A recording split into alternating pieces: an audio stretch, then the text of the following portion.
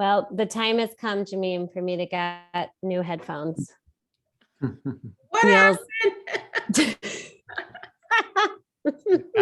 You got under the rocking chair. Neil's rocked on them. Oh, you got to get, brought up to current times, Callie. As my niece and my No. nephew, when I had those plug-in headphones, they were like, seriously. We do wireless now. It's like, oh, okay. Chin, that's Chin put join us in the future.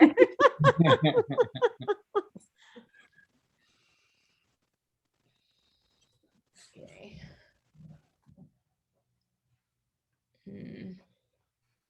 Well, I hope you all had got a chance to spend a little time outside.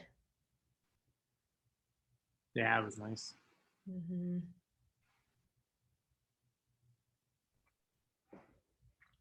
Okay, well, it is 7:05.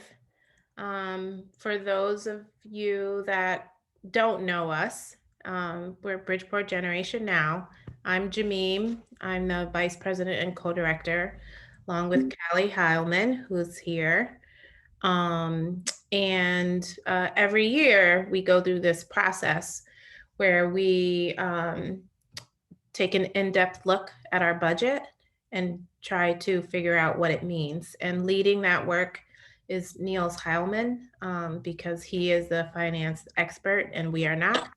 So I'm gonna hand it over to Niels to get started. All right. Thanks, everyone. Thanks, Jameen.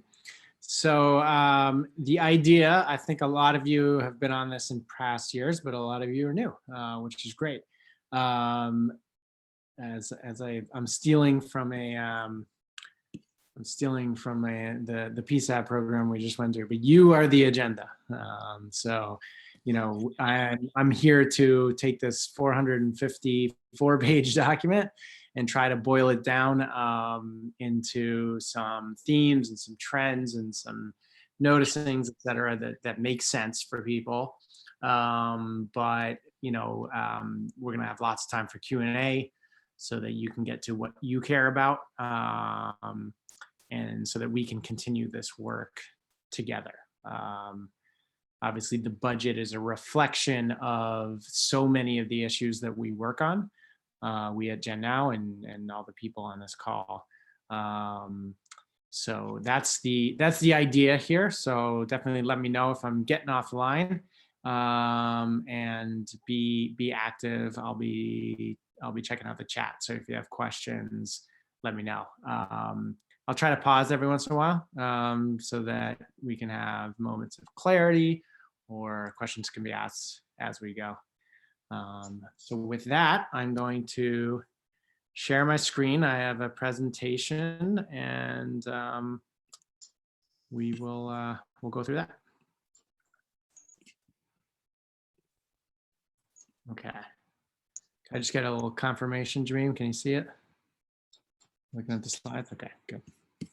All right, so you are here. This is the municipal budget overview for the fiscal year 2023. So just so we have a common language, I'll be talking about the 2023 budget, and that is because fiscal years they are named by the year that they end in. And the fiscal year for Bridgeport, as with most cities, starts on July 1st. Okay. All right, before we dive in, again, most people know us, but for those who don't, this is a slide to describe who you're with tonight. Gen Now has been around for 6 years, I believe now.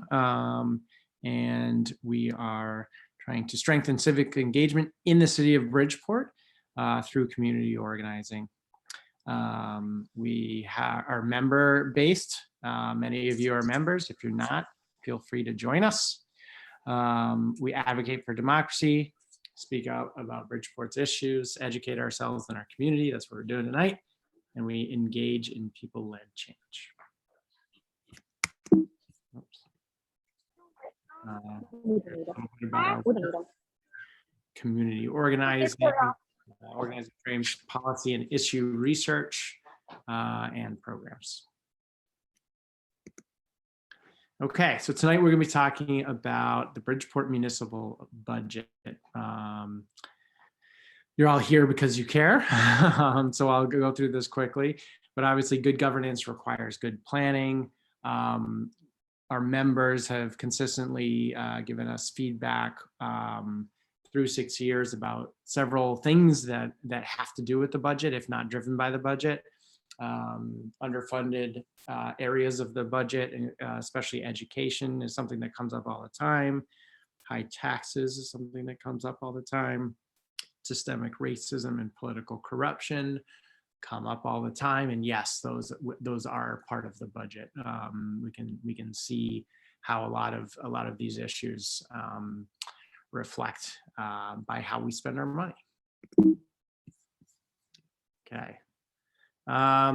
Most of us know this, but Bridgeport has some financial challenges relative to other cities. We have high taxes, and the constrained budget, like I just said, is a contributor to some of Bridgeport's biggest issues and things that come up with our members and people in Bridgeport all the time. Underfunded schools and infrastructure. We're often left choosing between necessities. We're a high tax jurisdiction, which can lead to high rents, high car taxes, things like that, foreclosures and blight, and low level of business investment. These are all can boil down to financial issues sometimes. All right, so again, this is sort of to get us on the same page in terms of language and definitions and stuff. Okay, so I'm going to start with the taxable grand list. You may have heard this term. The taxable grand list is basically a sum total of all the property value in Bridgeport. That includes your cars, it includes real estate, things like that. It's basically the property that is taxed with property taxes to fund our government. The operating budget, which is mostly what we're going to focus on tonight, is annual. It's the annual spending plan. So it's the things that we spend money on each and every year. The process is that it's proposed by the mayor. That's where we are now. And then city council spends the next month going department by department, and they will approve a budget at the end of May. Education budget, that specific part, like all departments, actually starts with the department. So it starts with the BOE, superintendent, and the finance committee, and then it goes and gets revised, and the mayor proposes what he, in this case, is willing to give. The mill rate. So the mill rate is it's a proxy for your tax rate, your local tax rate. It is determined by the two things above: the taxable grand list and the total dollars spent. So once those two are determined, the mill rate is just what they have to tax each dollar of value to fund the budget. Because the operating budget requires revenue equal to spending. So tax revenue is the grand list value times the mill rate. So the fiscal year, like I said, starts July 1st and ends June 30th. So what we're talking about tonight is the planned spending starting July 1st, 2022 and going through June 30th of 2023. That's the fiscal year 23, and that's what we're going to be discussing tonight. So the city is in the planning stages of that budget. So again, we're going to be talking about the operating budget tonight. The city has 3 and now a couple more we'll get to. 3 main budgets though. The capital budget is it's different. We at Gen Now, me myself, are learning about this budget. I think one of the things that we want to do is a separate night or a separate presentation or something to analyze this budget. The capital budget is $20 to $30 million that are spent per year in city on non-recurring items, right? So if you're going to build a bridge or a school, fix a school or something like that, large infrastructure projects is what you're thinking about, something that happens and then is done, right? That goes in the capital budget, and that money is bonded, which essentially means it's borrowed. So we borrow money, we build a building, and then what shows up in our annual operating budget is the payback of that debt, right? So we have to pay interest and principal on that loan, and that does go through the operating budget. But the actual spend on the building or whatever, building a bridge, is in the capital budget. Okay, then we have the Board of Ed budget, which is 237 million this year. We'll be spending some time on that. The reason I single it out here is it's large, people care about it, and it has two sources of funding that we need to understand. The majority of our 237 million education budget is funded through state and federal funding. That comes into the city as revenue, and it goes out as a expenditure or appropriation. The other approximate third is the city contribution, and that comes from our taxes, our local taxes. And so we're going to focus mostly tonight. We're going to talk a lot about education, which is now within the operating budget. Again, these are recurring annual expenditures, things that we have to pay for year after year, and they're really the functions of city government. So this is just a pie chart to show you where the operating budget is. This year it's a total of $605 million, and where does it go, right? So I'll call your attention to the pieces up front, which together that sort of mustardy yellow and orange is 237 million. That's our education budget. The mustardy yellow portion is the city portion, so that's from our local taxes. And the bigger section that's orange is state and federal funding for our education. Police and fire make up the two next big chunks, and then things get a lot smaller. People have asked in the past, what's that next big one, which is kind of light blue. That's just sort of like an other category. So it's a bunch of those other slices that I haven't broken out. Okay, the budget process, and this is kind of like a where we are now.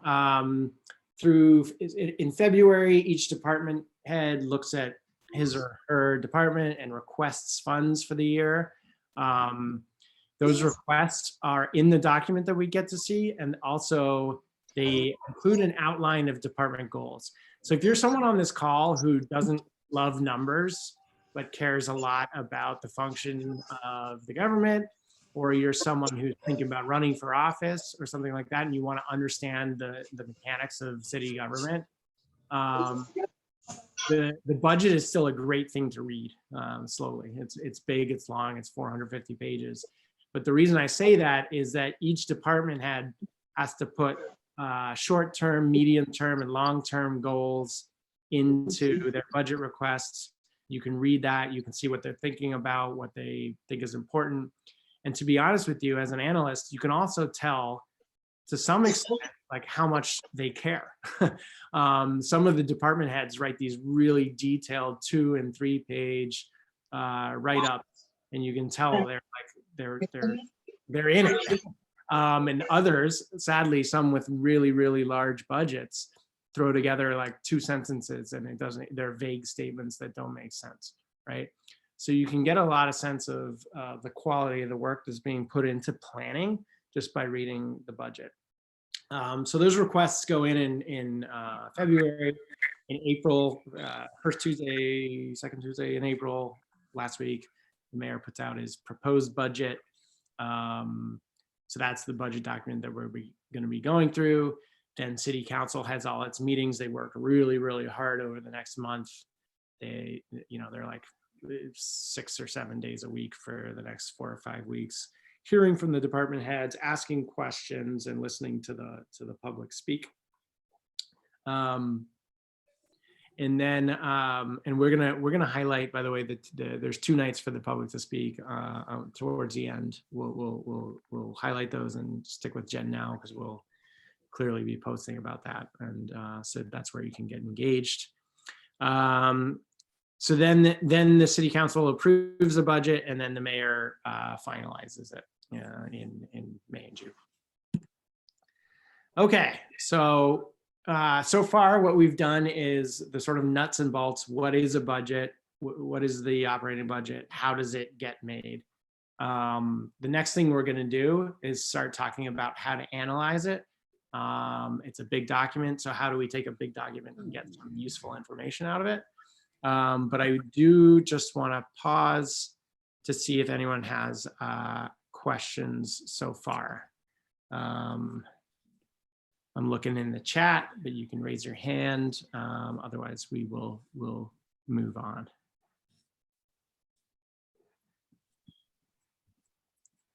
Give it a second. All right. So, any questions on definitions, or how it's made? All right. Hearing none, we are going to move on to the more interesting stuff. Okay. All right. So a budget has obviously, it has revenue. So where do we get our money from? And it's got expenses. So we're going to go through both of those. We tend to spend a lot of time on the expenses, but there's a couple interesting things, especially this year in the revenue. So revenue, we get our money from those state and federal funds that come to the city of Bridgeport. A lot for education, but some for other stuff too.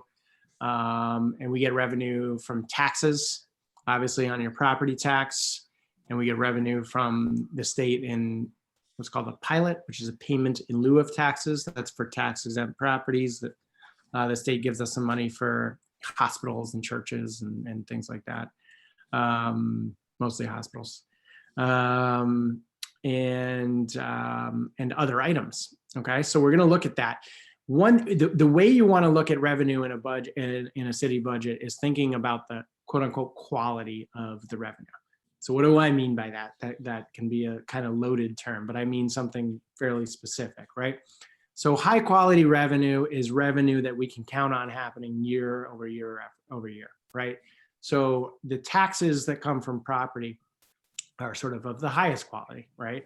We're not going to do away with taxes. Most of that property is semi-permanent to permanent, right? So a really, really healthy city that has a really high grand list, so the value of the property, they can rely on, they know what next year is going to look like. They know what the year after that's going to look like. Lower quality revenue is more things that are like one time in nature. And we're going to talk about some of these in this budget. But for example, if you sell a building, right? If you sell a building, you can only do that once.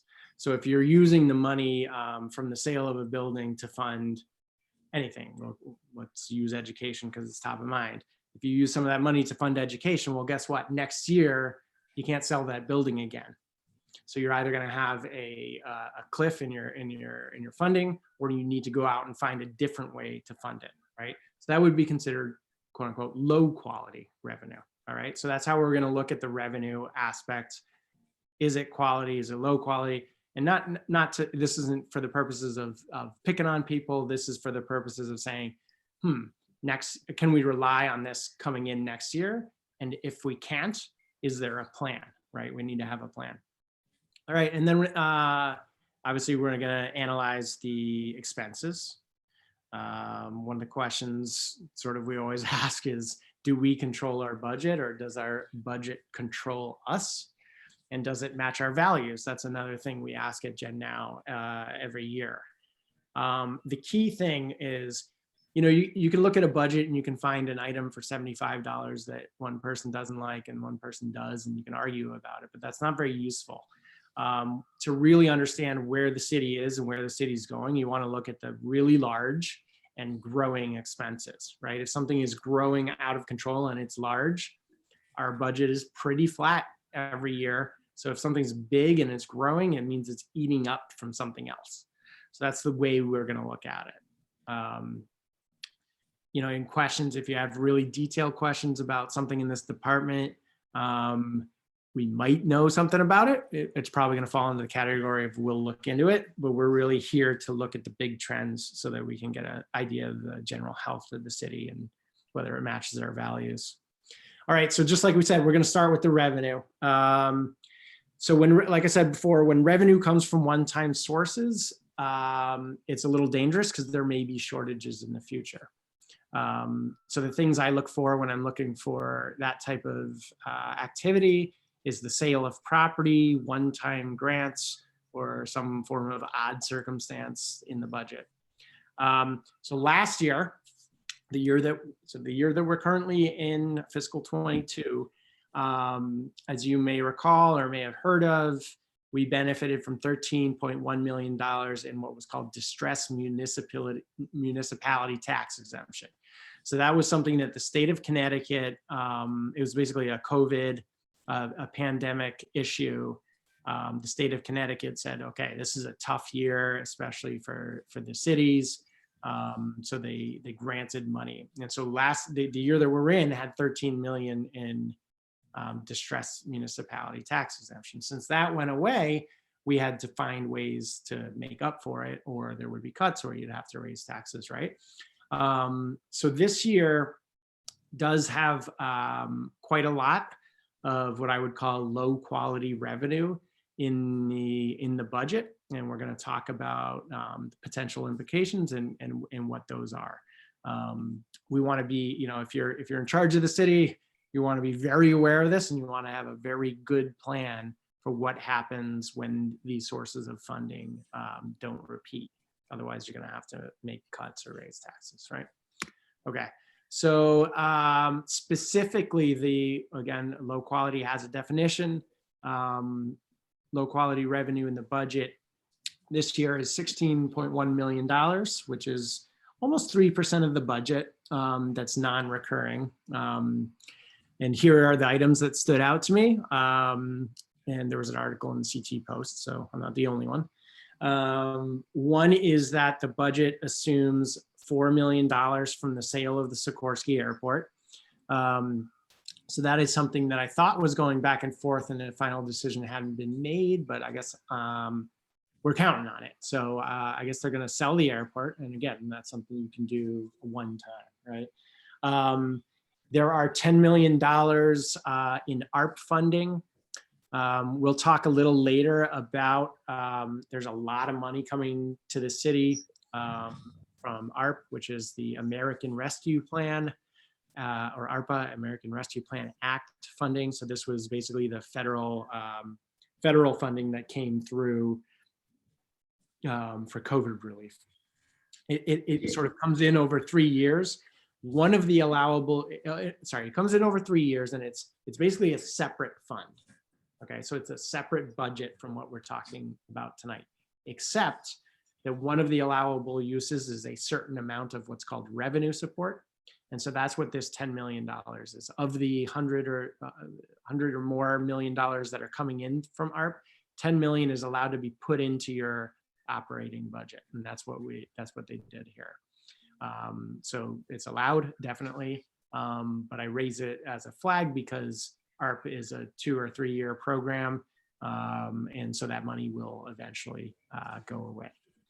And then lastly, there is $2.1 million in a line that they called state budget contingency.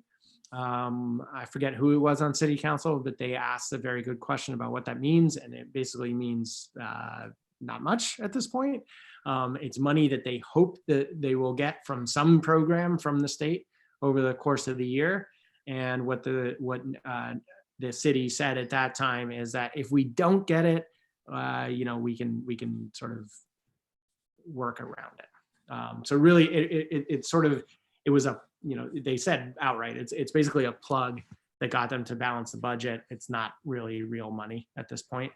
Okay, so again, why do I care about these items totaling $16.1 million? Because there's something that could cause shortfalls or require tax cuts, tax increases in the future if there's not a plan. Okay. Again, I'm not gonna take it off screen share, so I can't see the comments. But if you have a question, I can read the question that okay. Yeah. Okay, great.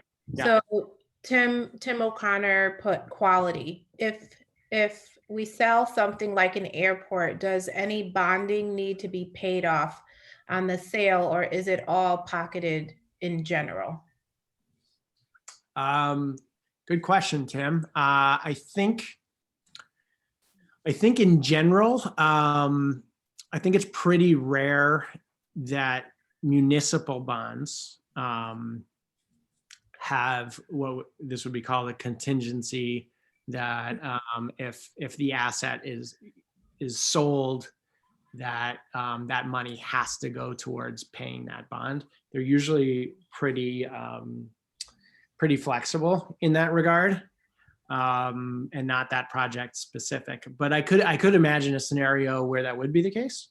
You know, maybe if whoever lent the money to build the airport, or if the airport had debt, you know, whoever lent the money might have required that hey, if the asset's gone, we get paid first. The fact that it's showing up in the operating budget, yeah, you can't assume anything, I guess, but I would hope that the fact that it's ending up as a revenue for the operating budget means that that wasn't the case here, and that it's you know, using it for other uses is a legit use of that money. Right, for a pretty long time, and ask her how many times. Mute themselves, please. All right. Was there anything else, Shareen? No more questions at this time. Okay. And we can always come back at the end if there's questions on revenue. So I'm going to move on to the expenses, right? So where we spend our money, what are the trends? What can I pull out of this this sort of big document, right? Okay, so again, I'm going to repeat this. This is important. We're not going to look at like pennies and dimes and stuff. We're trying to look at the large items, because that's what's driving the ship here. So when the budget is presented to City Council, one of the weaknesses, and it's everywhere, it's on a Bridgeport thing. One of the weaknesses is that City Council gets presented last year's budget and this year's budget, and they basically spend all their time talking about the difference, right? Why did this one go up? Why did that one go down? So what gets lost in all of that is what's been the long-term trend, right? And so I think it's really, really important to see those long-term trends, because that, to me, is where you'll get a reflection of our values, right? And you'll get a reflection of values, and you'll get a reflection of some standout items that are out of control. And we have to ask, okay, can we rein that in? Or is that appropriate? Or is that completely out of our hands? And there's a little bit of all of this on that slide, on this slide. Okay, so I'm going to tell you how to sort of read this slide, because it's a little busy if it's the first time you're looking at it.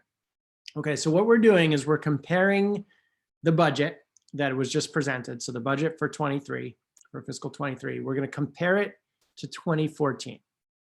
That was the first year there's records. It's also the beginning of this administration, so it seems like a good year to peg.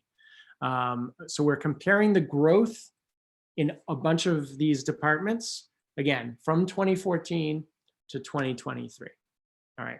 So the way I want you to look at this to understand that is first focus on the blue line in the middle, the blue bar in the middle, okay? So that is the growth of our total budget.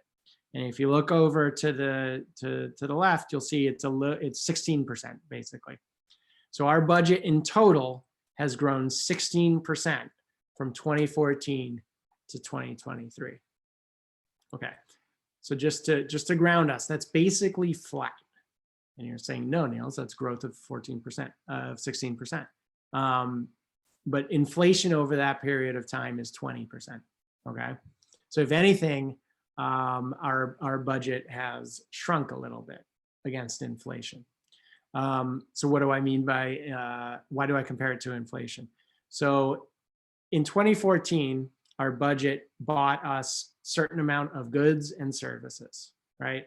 And if the cost of those goods and services has gone up by 20% to now, and our budget went up 20%, we'd get the same amount of goods and services. Our budget's gone up 16%.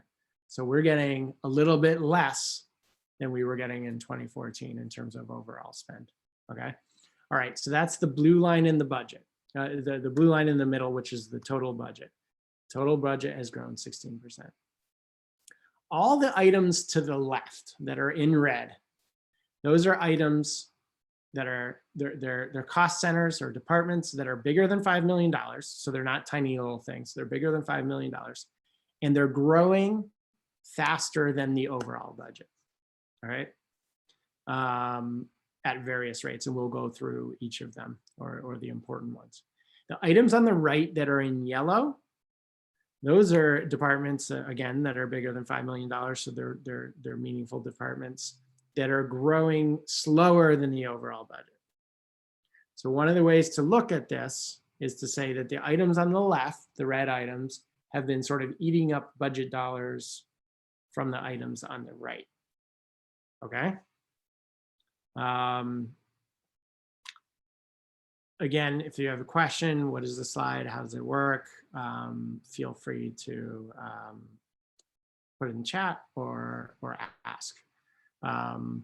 Okay, so one of the questions, again, I've said it a couple times, but we like to ask at Gen Now is, do the trends in the budget reflect our values, right? And for several years, we've been sort of harping on the fact that education spend, which is something our members and the citizens of Bridgeport care greatly about, has always been on the right side of this, on the yellow side of this chart, which means it's getting less and less, it's growing less than the items on the left side of the chart. And so that has been an important fact for some of our advocacy. And I will say, in the good news category, and it's Gen Now, and it's a whole bunch of individuals, and it's other groups around the city that have been advocating for more money for education, specifically in the wake of George Floyd, and with the public safety task force that occurred last year. There was advocacy for moving money out of police budgets throughout the country and in Bridgeport. And some of that has happened, a very small amount, but some of it has happened this year. And so if I show you this chart when I did this presentation last year, the police, which is now next to total budget, was much, much further to the left. It was growing at a much, much higher rate. And the education, specifically the education contribution from the city, was bumped up a little bit this year. Certainly not enough, and I'm going to go into what the numbers show in terms of why that's not enough, but that's where we are. Okay, so again, the whole point of this chart is that the items on the left are growing faster than the items on the right, and they're kind of eating up services, goods and services from the items on the right. This is the exact same chart, but now I'm going to the really, really big departments. So there's just, these are all the departments that spend more than $10 million, right? So if you're in charge of the city and one of these is growing disproportionately, it's something you really, really got to focus on, or you better have a good reason why it's happening, right? So you read this chart the exact same way you did the chart before. I just took out the medium-sized departments, and now we're talking about the really big ones, right? And we can see that it's police and fire that are growing at a greater rate than the overall budget, and these things that are on the right, including education, that are growing below the rate of the budget. Okay. This is a very important slide, and it is going to require some explanation. So I'm going to go through it, and I really, really want a brave soul to pipe up and be like, that didn't make sense, or this aspect didn't make sense, because it's important that people sort of get the takeaway here. Okay, so what we have is fiscal 24. Again, we're comparing the budget that just came out to 2014. So again, the purpose of this is to look at a long-term trend in our spending, right? And it's using that same concept that we talked about before. To get the same amount of goods and services, you have to keep up with inflation. Otherwise, you're going to get a little bit less for your dollar. All right. So first, I want you to focus on the purplish line, which is the highest line. Okay. And that is inflation. So inflation from 2014 to now is 20%. All right. So for us to get the same goods and services out of any department, you have to have grown it 20%. All right. The next two lines down are the police budget and the overall total budget. So that you can see they're both below inflation. So we're getting a little less for our overall budget than we did in 2014. And for police, pretty close, right? It's close to inflation. So we're getting about the same amount of goods and services for the police department that we did in 2014. The lowest line here is education, okay? And this includes the benefit that they got this year of $2 million, but it's still drastically below inflation, okay? It's drastically below inflation. So that means that we've had to cut positions and dollars, et cetera. We get so much less than we got in 2014, even though the dollar amount has gone up a little bit. So specifically, if you took 2014's education budget and you applied just inflation, so that's 20%, you would get to a number that is $260 some odd million. But what we have is an education budget of $237 million. So there's a deficit there of over $26.5 million. And that is to say that we are getting $26.5 million worth of goods and services less than we got in 2014. So our education system has become increasingly underfunded. And I know we have some members of the Board of Ed on the call. I know when they present, they have a wonderful, well, it's the topic is not wonderful, but they have a highly detailed slide of the many positions, guidance counselors, paras, et cetera, vice principals, et cetera, that have had to be cut over this time frame because of this fact right here. Okay, I know that this is confusing, so hopefully there's some questions. I can clarify some stuff, or people can build off of it.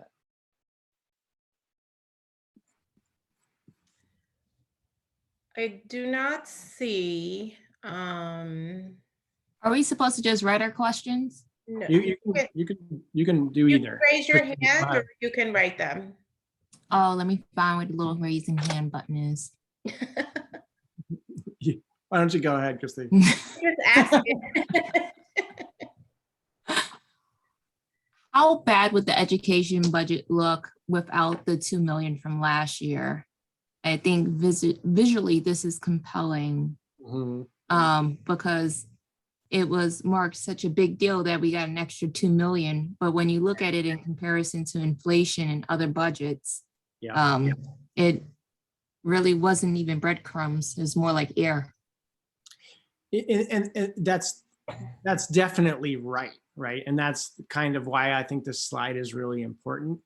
And look, everyone's trying to do their, I believe everyone's trying to do their best. And last year and the year before, City Council, they got additional money for education. Okay. but again, we're so far below inflation over this period, and we're so underfunded that it is it's good, but this picture that you're looking at still exists, right? So actually, you know, I just updated it, so it's fresh in my mind. But last year, I mean, the gap was a little wider, right? A touch wider, and the, you know, and in terms of the top lines, the police line was well above inflation last year. So, you know, that is to say that what we, if you are someone who cares, if education is a big thing for you, and you wish that this bottom orange line were sort of up near the others, what you really want to advocate for with your city council folk and the mayor and whoever the decision makers is really more of a revolutionary approach to the budget to really shuffle things around.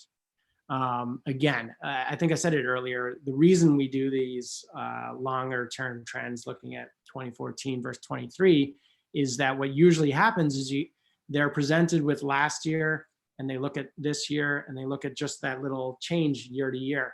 And so in doing that, they can feel like their only options are to, you know, none of those year to year changes are more than a couple of million, right? So if it sort of gets them already thinking in a incremental way, right? Hey, if we can bump this from education growth from 0 or from 500,000 to 2 million, wow, that's really different. And they're not wrong when you're looking on that small scale. But again, the purpose of this slide, and I think what you're saying, Christine, is that you know, if you're starting from the standpoint that you think we ought to be getting and doing absolutely everything we can to get the same amount of goods and services out of our education budget that we got in 2014, we need a much bigger approach, right? Joe Sokolovic has his hand raised. Thank you, Jimmy. Yeah, this is a good slide, but it really, the situation looks a lot worse than it looks, because this is just taking inflation into account. If you take into account the costs that accelerated past inflation, this line is much lower. I mean, we had, since 2015 alone, there's been $40 million in cuts. So there's an additional $14 million in cuts that would be attributable to costs that were above inflation. For instance, if staff gets a raise of 3% and inflation is 1.5%, those numbers wouldn't be captured in this slide. So it's a lot worse to work than it looks. And I got a question, Niels. Do you happen to have the rate of increase from the same time period of the grand list, so it can be compared to how much more taxable property was available between the two times? I do, actually. I worked on that this week. Let's see if I have it. You know, I don't think you have it open. Maybe, Joe, when we get to the end, like in the Q&A, and I go off screen share, I can start digging around my computer to find it. If not, I'll get you the answer offline, and we can sort of put it out. Yeah, I think it would be a curious comparison to see. I just don't want, you know, it's not fun to watch someone dig through their files and look for something on a Zoom. So I'm not going to do that now, but yeah, the grand lists, what I did was, you know, I compared it to Bridgeport's grand list over, I think it was the same period. I think I could find 2015, calendar 2015, which is basically the same, through 2023, and looked at all the major cities. And, you know, what we find there is we're kind of like a little below the middle of the pack in terms of grand list growth. And by the pack, I'm talking about Waterbury, Stamford, New Haven, and Hartford, and us, right, and Bridgeport. So the grand list growth has been kind of about average, but you're looking for a number. And I can't remember what those numbers were. They're I'm below, patient. they're definitely below inflation. But Vanessa had put this question in the chat a little before you got to this slide, and it had to do with the, I guess, the department heads and their ask. And the question was, do they have to justify or explain the growth? Is that what happens at the hearings? yes, yeah, that is, okay, well, if you're a department head, you have sort of two audiences, and the first one is the mayor, okay? So, and that happens behind closed doors. So in February, the department heads have to submit their request to, it's called OPM, Office of Policy and Management. That's the budget department, basically. And I believe it's required. I assume that a meeting occurs between the department head and the mayor, or OPM plus or minus the mayor.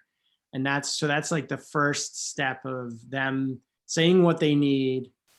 And then just the way the budget happens, right, is the mayor then decides, yes, I like your plan, or yeah, I can't fund that. And puts together his or her budget, which comes out in April. All right. So that's step one, department head to mayor / OPM. Right. And then city council takes over. They take the mayor's proposed budget, and then they have this month that they're doing right now. In fact, I think they have them tonight, where one by one or two by two, the department heads come before city council and again justify what they asked for, justify what they're supposed to get from the mayor. They can ask, maybe this is where they could make like a big push if they didn't get what they want from the mayor and they think they have a good argument. They can make that argument to city council. Those are all public. Those are all public meetings. So that's where we can get some idea. And then again, like I said, in the budget, you don't see like a dollar for dollar justification of what they asked for. You see their long-term and medium-term and short-term goals. So sometimes you can marry that up, right? Short-term goal, hire 15 new people. Okay, I see that in the budget. But really, that's the process. So there's 2 points where the department heads have to argue their case. One's behind closed doors and one's public. Shayna had her hand up before and took it down. I'm not sure, Shayna, if you had a question or. No, I'm sorry, because it wasn't a question, so I removed my hand, but I just wanted to state that it's appalling to see it, Nils, how you have it set up as far as the police budget being that close to the overall budget. In this graph, seeing it in that way,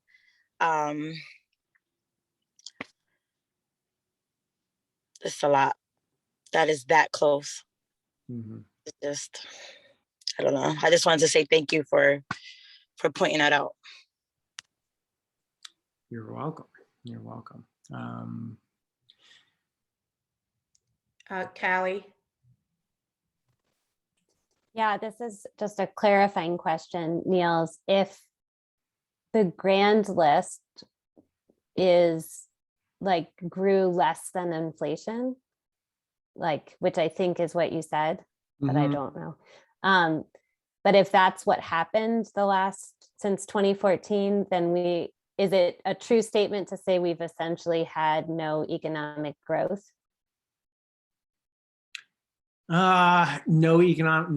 So there's a term economists use. Again, I'm using it like an economist the same way I was using quality, like an analyst, right?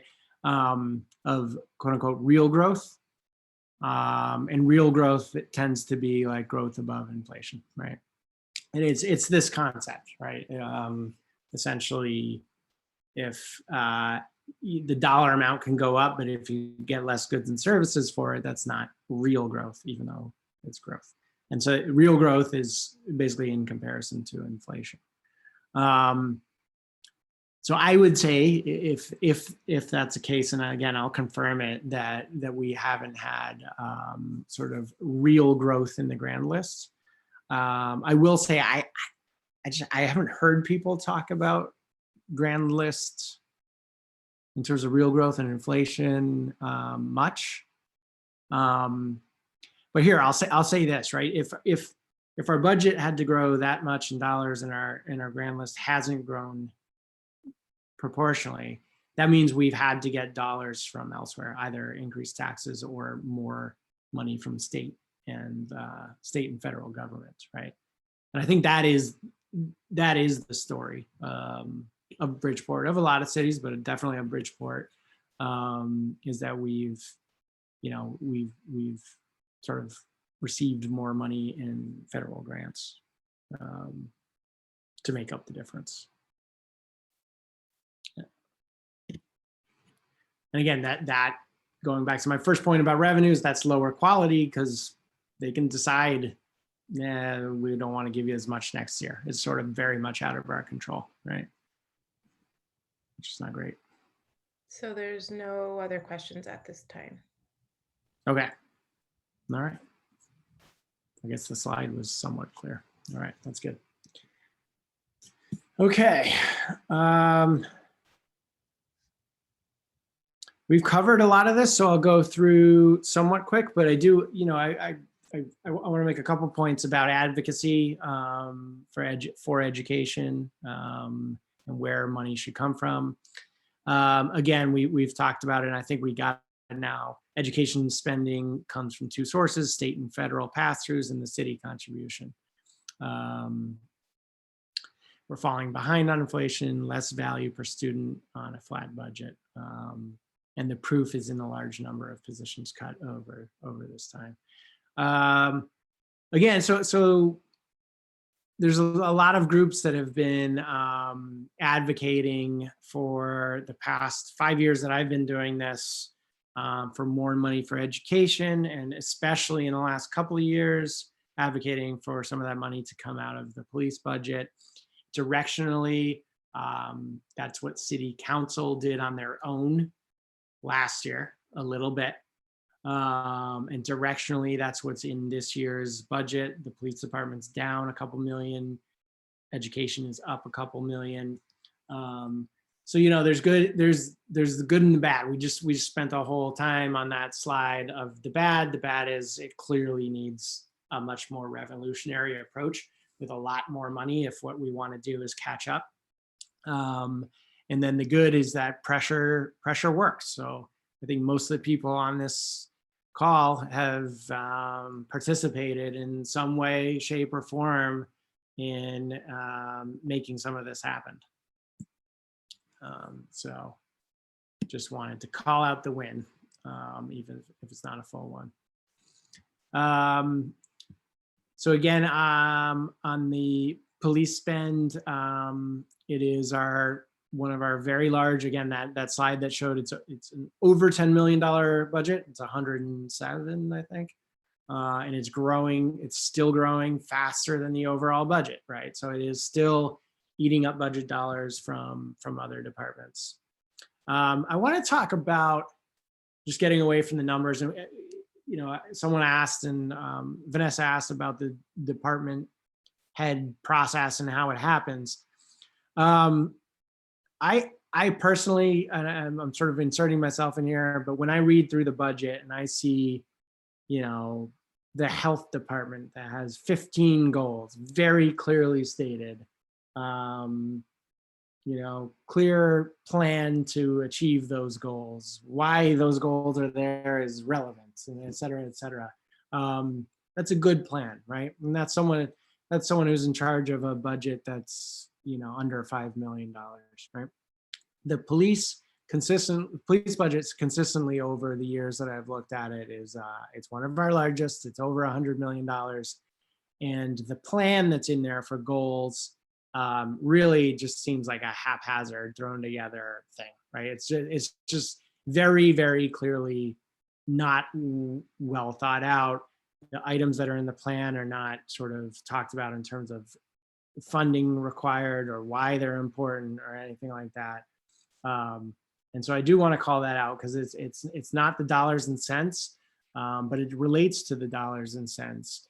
And what it makes me think is that there's just not a high bar for that department to be very sure that each and every penny that it's asking for is required.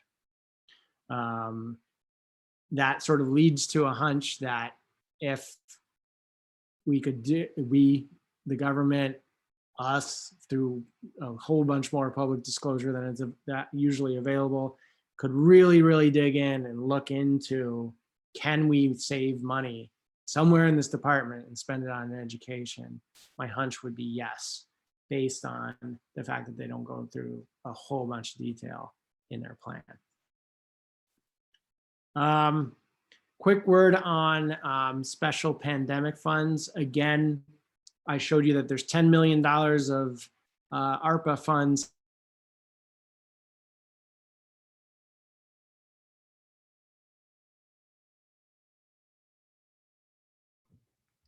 Did Niels? Is he frozen? Oh. Oh yeah, he looks frozen. Yeah. Callie? Uh-oh. They're in the same household. That's true. All right, Jermaine, pick it up from here. Pardon me. Let me see. Let me see if I can text them. Why don't we all take a break? Back in 2 minutes.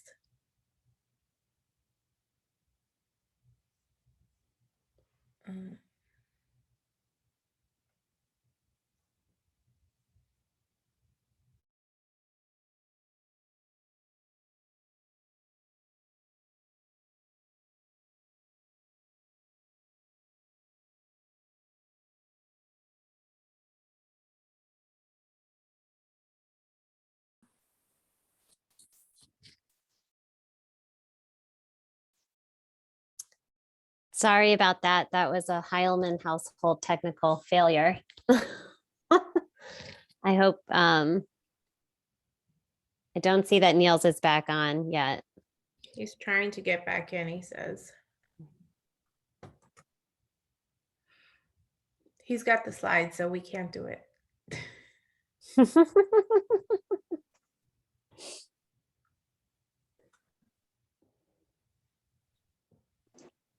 While we wait, may I make a comment about advocacy? Oh, he's coming in right now. Okay.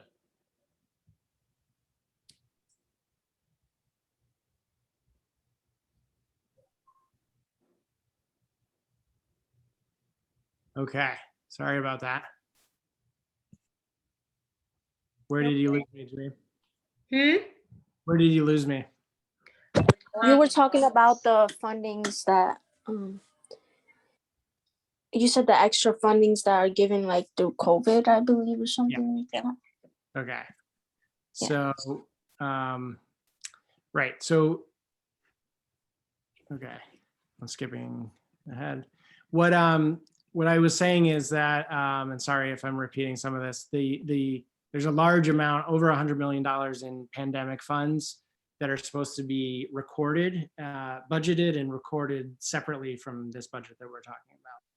And those funds, City Council got an update on them in January, and that update was on spending through October. And it wasn't very detailed. So I am a little concerned with the level of sort of disclosure.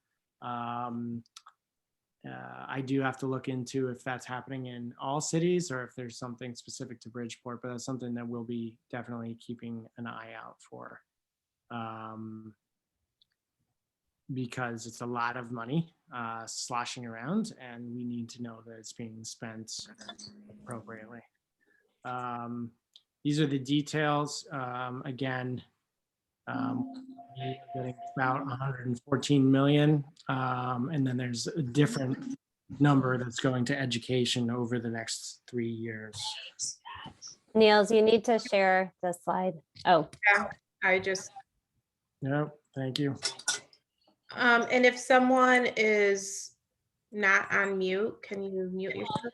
I've been trying to mute people as they come up.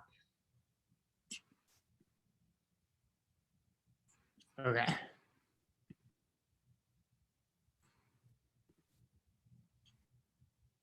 Okay. Barbara Hernandez also has a question. Niels, when you're Okay. ready. Yes, I'm ready. I had a question regarding the budgeting. You had said that it was also temporary, that income was only temporary for I forgot how many years you had said that they had given because of COVID. Oh, yes. Okay. So you didn't get to see this slide, so hopefully this will help clarify it. So right now we're in the sort of COVID funding section. Again, this comes from the American Rescue Plan and CARES Act. And on this slide, we can see the two components that Bridgeport gets. One is the education, and it's called ESSER component. So for education, this was estimated last year. I haven't seen an update. Bridgeport was going to get about $127 million that is to be spent from when it happened, so 2021 through 2024. Okay, so that's for education. And then separately, there's $114 million, again, to be spent by 2024 for non-education uses. And what I was saying about this was that this spending is ongoing, and it's not in the municipal budget that we've been discussing. It's in a separate fund so that it can be tracked, planned, and spent separately. We are supposed to, the public is supposed to get pretty detailed, I don't know how detailed, but we're supposed to get pretty detailed reports on that. And the only report that I've seen that City Council got was pretty delayed and not very detailed.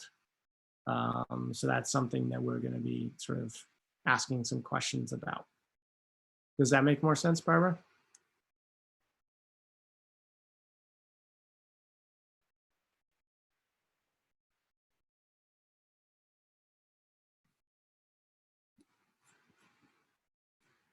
Okay.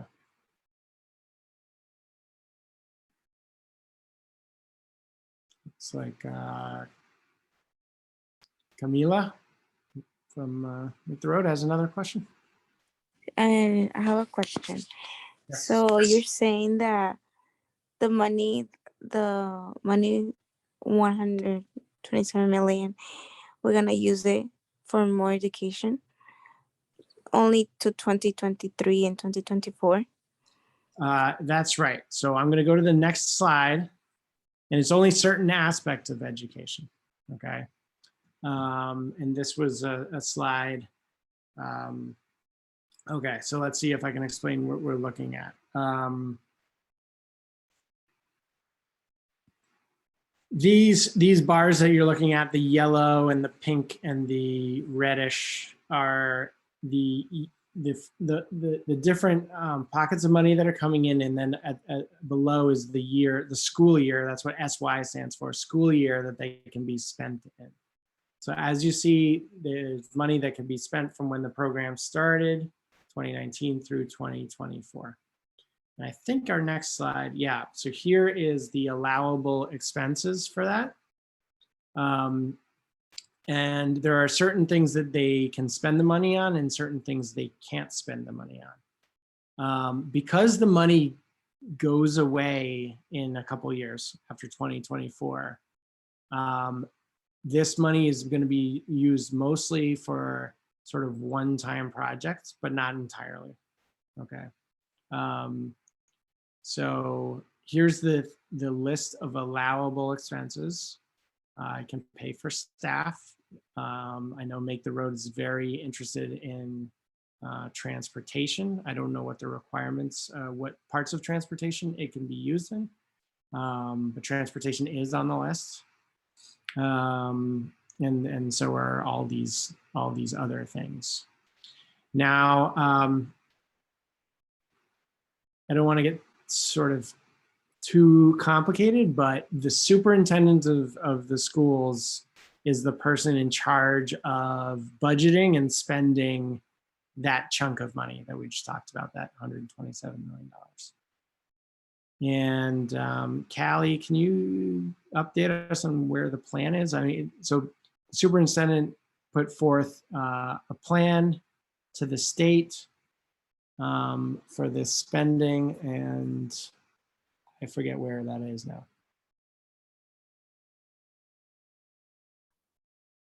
I'm not quite sure either, but I know that this, maybe someone from the Board of Education has I just more. linked it to a text to both of you. I can't send it in. Okay. Yeah, the plan was submitted, and I'm, you know, I don't know where it is in terms of its approval, but Oh, it's just been approved within the last, I want to say, month and a half. Okay. So that starts the timeline where we gotta update it in 6 months. So Okay. there about 4 months.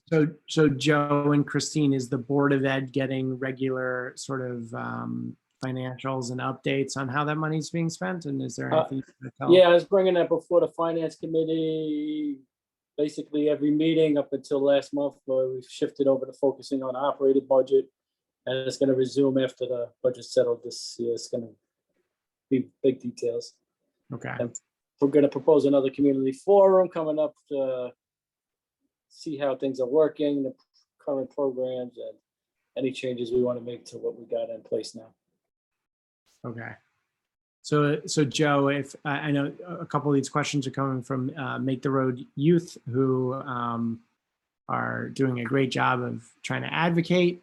Did I hear that you'll have a forum where they is that an opportunity for them to advocate for their wants out of this money? Absolutely, is that it? And an opportunity for every single community member to come, and everybody's gonna have the same voice who comes and speaks. There was not much community participation the first time around. We held 2 forums and online survey. It was, I think, I don't want to underestimate, less than 1,800 responses maybe out of the 20,000. So we do get out there, and it gets frustrating when people do not come. So I will definitely update and try to get the word out as much as possible. But when it's out there, you gotta come. We gotta get our people out there. Everybody gotta come and advocate. All right. It is 8:11, so I'm going to wrap it up. Again, ask yourself as you've heard this, as it settles in, does the budget match your values? And these are ways to advocate. Hold on, the last point on there was last year's date. So I've got in front of me, and obviously Jen now will be all over it, but the public hearings on the budget are, if you want to talk about the capital budget, which again, we didn't cover much tonight, that's the project spending. That is Wednesday, April 20th. And then the other 2 big opportunities to speak are on the general fund, basically anything, Tuesday, April 26th at 6 p.m. And then on the Board of Ed, if you care about education, or the library, the next night, Wednesday, April 27th. That one was moved to accommodate the school vacation. So let's make it worth it by showing up. That one, which is on April 27th at 6 p.m., is in person in City Council chambers. So that's where you want to go. Everyone gets to speak. You get 3 minutes, and that's your chance to ask City Council to make some changes if that's what you want. Okay. That's it. So I'm happy to field questions, comments, suggestions for better or more analyses, do things better next year. We're always up for it. Comments. Oh, Yeah, Christine, they have a question. Hold on. Christine's gonna hand this. Vanessa has her hand up. Let me unmute for a second. I have a general question because there seems to be a lot of low quality revenue being generated by the city. Just in your experience, what would you say is ways a city can actually generate high quality revenue? Because just in general, it's always hearing the story of Bridgeport being plagued. And there has to be a way to kind of get out of it. What are other, I guess this is a very broad question, but what are other cities doing, or what's a way to kind of get out of there that maybe being overlooked by the administration? Hands down, the best way is economic development, right? Because that, you know, like I said, when I was talking about what that term means, revenue quality, what I said was that the highest quality is, you know, what's predictable. What are the things in your city? What are they worth? And then you could, it's like self-reliance, right? A city that has a really robust grand list doesn't have to worry about what the state's going to give them next year, and they certainly don't have to worry about selling off properties to meet their spending needs, right? They just have to worry about, okay, here's what our grand list is worth, and what do we want to tax it at so that we can agree we have a good city, right? A good budget. And you know, so I know you've paid attention, Christine, to Steel Point, but that's like a great example of an opportunity fumbled, right? We're going to have economic development of some sort now at Steel Point, and it is not, other than, you know, there's $400,000 in this budget that's coming from Steel Point, but that's going to be it, right? So we're going to get that economic development, but our budget is not going to benefit from it because we gave it all away, right? We're giving it to their own debt service, right? So that's an example of, you know, a misstep on economic development of like a major sort, right? It has a major consequence. So what we need is what I'll call organic economic development. And what I mean by organic is not where we don't see the benefits in our budget, right? Where investor comes in, says, I like Bridgeport as an investment case. I don't have to worry about who's going to approve my permit. I don't have to play a game about tax breaks, because really you just have to go and, you know, all that stuff. So high quality economic development raises your grand list, more taxable property, more value to that taxable property, so less tax percent.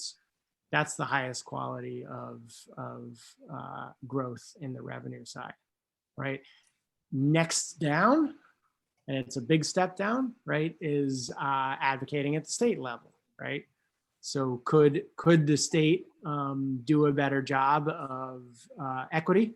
Absolutely, right? Callie and Jamim, I know they spend hours and countless hours during the public session, as do some of our state delegation, right? Working really, really hard on advocating to fix the inequity that is Connecticut.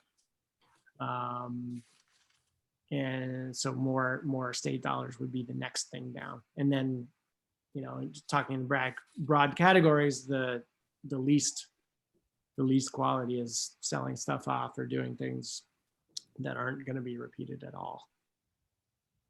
Vanessa was next with her question. Thank you. I think I have a comment and then a question. That at the neighborhood level, a lot of the NRZs and the plans that NRZs have for their neighborhoods have always discussed improving the quality of, well, improving the tax base. And that's always a conflict in Bridgeport because we have so many supportive services for people that on the one hand, we appreciate having these services, these nonprofits that can support people, but at the neighborhood level, you want to be able to have stock in your neighborhood that increases the revenue from taxes, and it's hard to do that when you aren't really focused on investing in entities that can generate that. And it's really tough it's something that we as in our neighborhoods, but as a city also, we need to reconcile. And on the West Side, we have talked a lot about, we had to fight 2-3 years in a row to not have another multi-bed halfway house in the neighborhood. And we had to send out the message. It's not because we don't care about people having that space, but the burden is too much in one neighborhood. And the economic burden is one of the burdens. And then my comment, sorry, I'm gonna put myself back on mute, but my comment is just a little thing. When you do the pie charts and things, can you add the percentages to the pie, or at least the legend indicators to show like some of the smaller chunks, what those are, because it's hard to see the colors. Yes. And be able to look and see what color is on the legend is the same thing over on the pie chart, just by color. Right, definitely. Thank you. Thanks.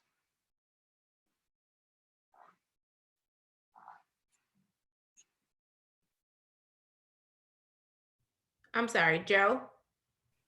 Yes, yeah, my comment. I got a bit of disagreement about the slide where a group asked for $2 million when the Board of Education was asking for about $8 million. That's irresponsible advocacy. Yes, we got the $2 million that year, but the police department that year got $5 million. We've got the only thing we got on our side as advocates is pressure, and the pressure of our votes. When the politicians are vulnerable on these issues, we got to press for maximum efficiency in our advocacy. We got to be responsible advocacy. For instance, the Board of Education, let's be clear, we're asking for $8.5 million from the city. Anybody who asked for $2 million just because we could get it, maybe, you're not asking for nothing. You're not doing nothing. You're not really advocating. You're just getting what you think you get. And that's not effective advocacy. Joe? And does a disservice to our children. Joe, can I just stop you for 1 second? One, this is not the place to, like, there's a lot of people on the call who are advocating and do that from a place of love and really want to support. And so let's just like say that, a lot of people on the call do support the Board of Education and have asked for more and have no control over what the City Council gave. So let's just, not call anyone or any group irresponsible in their advocacy. I think everyone on the call cares about education, cares about children, and I just want to say that because I don't want the people on the call to, everyone's doing their best. Everyone is doing their best. So I don't know, like, if we don't have to like call anything out or argue or anything like that. But thank you for the comment. All right. So the point being, we need $8.5 million this year to avoid major cuts. There's a comment. Muiche. Muiche? Sorry. Yes, that is my question over there. I don't know if you can see it, but I was saying that you mentioned those doing budget advocacy should tell those in powers to be more strategic with their solutions. So what do you suggest in particular in that case? Oh God, so this kind of goes to the last one, right? It's difficult. I think so. For example, and Joe, I don't want to speak for you, but Joe just took the approach of this is the shortfall we need, and so this is what we're going to ask for, and this is and that's it, right? I just as by way of giving history, I have seen years past where the superintendent and the Board of Ed asked for $25 million and they didn't get any, and they got zero. So I've seen them take a different approach and ask for something that feels more reasonable or doable and a lower number, and they got zero that year too. So I use that example just to say that advocacy, that we're continuing the conversation from the last one. Advocacy is really difficult, and so what is the strategy, right? I don't know is my answer, and other people can certainly chime in. My personal approach is to look at it the way we sort of did specifically in that slide that had the versus inflation, and specifically to look at it as what has grown and what hasn't. That's how I would look at it, and I think other people will have different strategy answers, but I don't know. Anyone else want to comment, Jimmy? Yeah, it's 8:24. We want to be respectful of everyone's time. I see Christine has her hand up, and she could be the last. If you have a question. I have a question comment. First, I want to thank you for putting together this presentation just in general for the public. It's in itself a form of advocacy. Education, knowledge is power. And that's something I'm still learning every day with my work as a member of the Board of Education. I wanted to go back to one of your very first slides with the blue graph or the blue bar, and that was our total budget. And then the items in red. I was curious about how the city attorney's budget was continuously growing at a higher rate than the Board of Ed. And I realized that I may need to just sit down with a big cup of coffee and go through the budget myself on other areas, but also just in general. Do you know if that budget is limited to just the city attorneys in the office? Or does that count for other costs where the city of Bridgeport was paying for AJ Perez's attorney and paying for Mr. Dunn's attorney and Ganim's private attorneys, costs that probably shouldn't have been applicable because they were criminal charges, but that the taxpayers shouldn't have taken the burden of paying? Yeah, no, good, really good questions. Okay, so first off, the city attorney budget is in the range of $6 million. Okay, so it's on this slide and it disappears from this slide, which is departments over 10, right? So just to sort of ground us in its size. And I've looked at it before, and I think I'm going to get back to you. The increases have come from salary, et cetera, for one. But also, yeah, these other items which are called, I think they're called in that department, special something, right? Special, I think the settlements themselves, when they happen, the settlements themselves don't show up here, but the legal expenses do. All right, so, one of the cost of corruption does show up in a lot of ways. One of them is here, right? And the other one is in settlements. And I have not been able to. I know a former council person tried to look into tallying the settlements over the course of several years. And because it's not like a line item that you can easily follow. And that council person had a really difficult time through Freedom of Information doing some of that stuff. So you make a great point. The long and the short of it is that some of the personnel expense as it relates to defending those cases is here in this red bar. But there's a much bigger component that is the actual dollar settlements that happen in a lot of those cases that is not even included yet. Oh, so it could actually be, if we were to rephrase it, instead of city attorney, but city legal costs, it would be significantly higher. Okay. Exactly. Yeah. This is just an analysis of how the budget is laid out. And the city attorney office is really like the salary of those attorneys.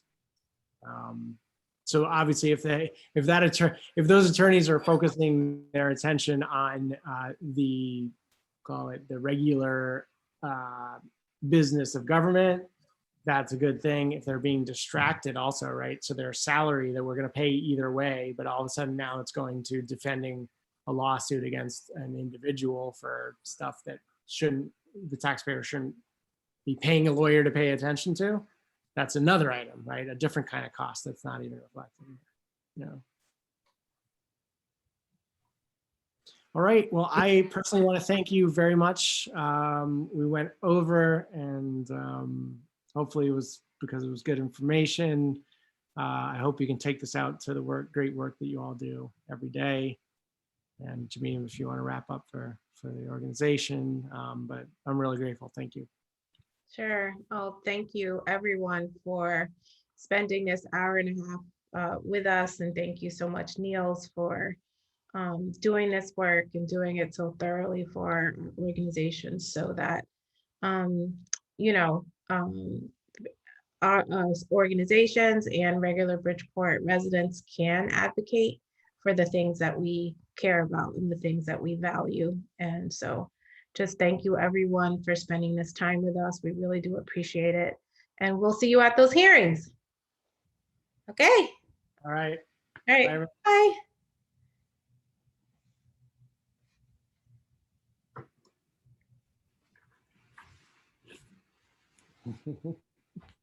Bye, Callie. Bye.